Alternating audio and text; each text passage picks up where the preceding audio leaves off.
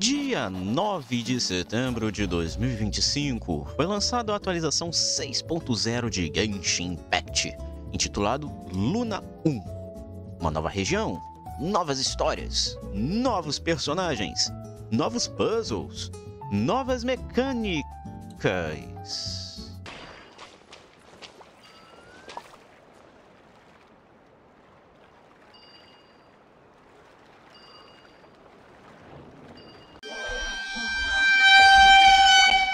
Calma aí, tem algo de errado nessas novas mecânicas aí, hein?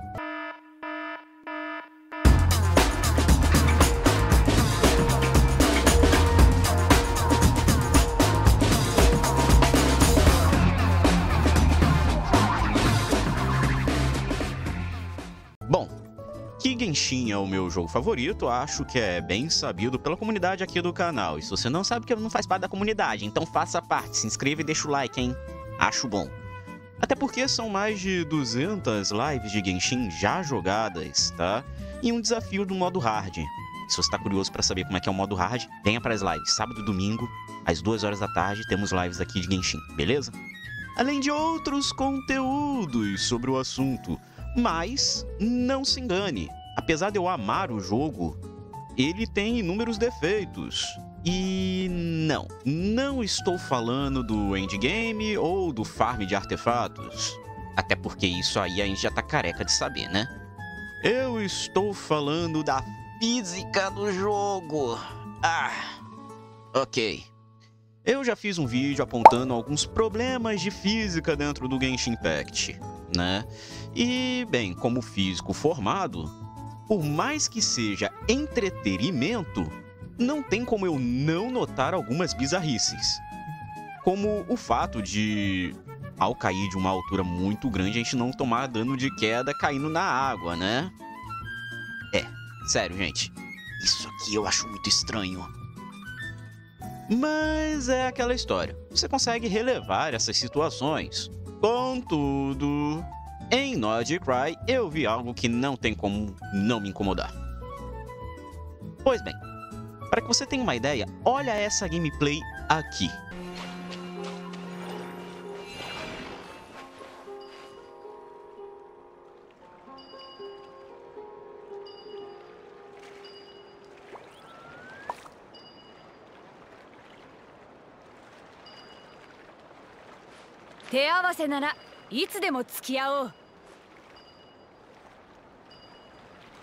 E aí, notou a estranheza? Não? Pois bem, eu te digo. As novas mecânicas da nova região usam magnetismo sem ser magnetismo. É o quê? Calma, deixa eu explicar direito. Quando falamos de magnetismo, a primeira coisa que vem na cabeça, sem dúvidas nenhuma, são os ímãs, certo? Pois bem, um ímã nada mais é do que um material que possui em sua composição a propriedade de gerar campos magnéticos. Como bem sabemos, ímãs de polaridades opostas se atraem, enquanto que os de polaridades iguais se repelem, né? Norte atrai sul, sul atrai norte, norte, norte se repele, sul, sul se repele. E isso podemos observar facilmente através das chamadas linhas de campo magnético, que são as linhas geradas pelo conjunto de forças magnéticas e um material magnético no espaço.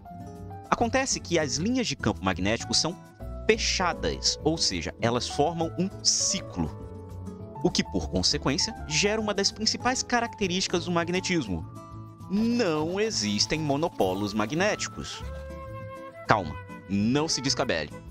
Para entender essa afirmação, vamos entender outro conceito, o de multipolo. Por exemplo, quando pegamos uma carga elétrica como um elétron, ele gera por si mesmo um campo elétrico. Um próton também. Mas se colocarmos ele perto de um próton, por exemplo, os dois juntos vão interagir entre si e, em conjunto, vão formar outro campo elétrico. E se alinharmos esse conjunto de próton e elétron com outro igual, ou seja, outro de próton e elétron, a ideia se repete, vai gerar um novo campo elétrico. Essa produção de campos elétricos se deve a um princípio chamado de multipolaridade, ou multipolos. Uma única fonte de campo é o que chamamos de monopolo, como por exemplo, uma carga isolada. Duas cargas seriam o dipolo. 4 cargas, 4 polos. 8 cargas, octopolo. E assim sucessivamente. Mas, para o campo elétrico, observar monopolos é fácil. Só precisamos pegar uma carga e acabou. Tá lá. A carga já é a fonte de campo elétrico. Mas para o magnetismo isso não funciona, porque não existem cargas magnéticas. Ou seja, as fontes de campo magnético sempre são bipolares, no mínimo. Isso é tão verdade que se você pega um ímã com o seu polo norte e o seu polo sul e quebra ele ao meio, vai gerar 2 novos ímãs, ambos com polo norte e polo sul cada. Nunca, repito, você nunca vai encontrar apenas um norte ou apenas um sul isolado na natureza. Se tem um norte, tem um sul obrigatoriamente. Então, isso é o que quer dizer com não existe monopolo, né? Você sempre vai encontrar sempre um polo norte e um polo sul. E independente de quantas vezes você quebrar o ímã, você vai chegar no átomo e ainda assim vai ter um polo norte e um polo sul. Então, se voltarmos para o Genshin, acho que já deu para entender o problema, né? Simplesmente a equipe de desenvolvimento da Arroyo descobriu o monopolo magnético. Olha só que maravilha! Conseguiram! Estamos procurando isso há tanto tempo e a Arroyo já descobriu. Até porque essa seria a única explicação plausível para que você tenha polos magnéticos isolados sendo observados. Mas, Sensei, isso é liberdade criativa. Genshin está no mundo de fantasia, então poderia ter sido observados monopolos por lá. Por que não? É liberdade. É mundo de fantasia, fazer o quê? Bom, isso seria verdade. E eu estaria muito disposto a aceitar isso. E nem teria vídeo sobre o assunto aqui no canal, se não fosse um pequeno detalhe.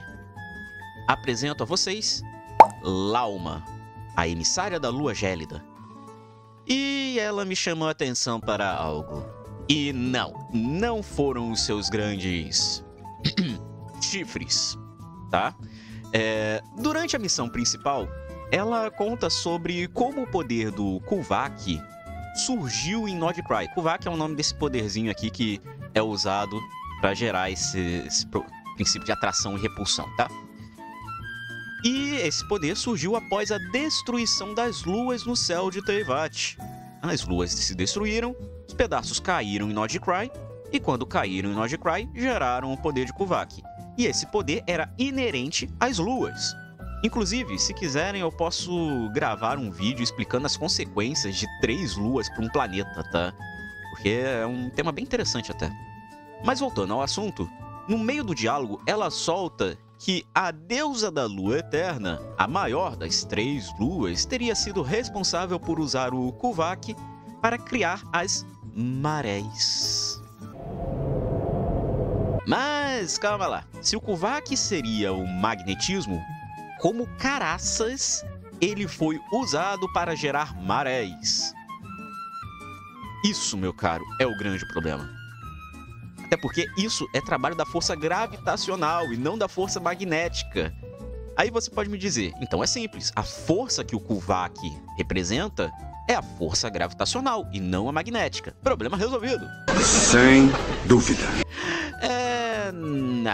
Não é bem assim. Mentiroso! Aí o problema vai piorar. Por quê?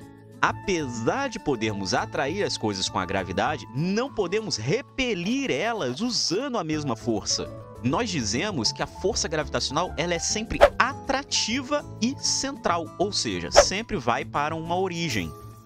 Isso significa que os efeitos de repulsão que a gente vê dentro do jogo, né, não podem ser de forma alguma a força gravitacional. Traduzindo, temos uma força que se comporta como magnética, mas viola o princípio básico da não existência de monopolos e ainda tem a característica de atuar como uma força gravitacional.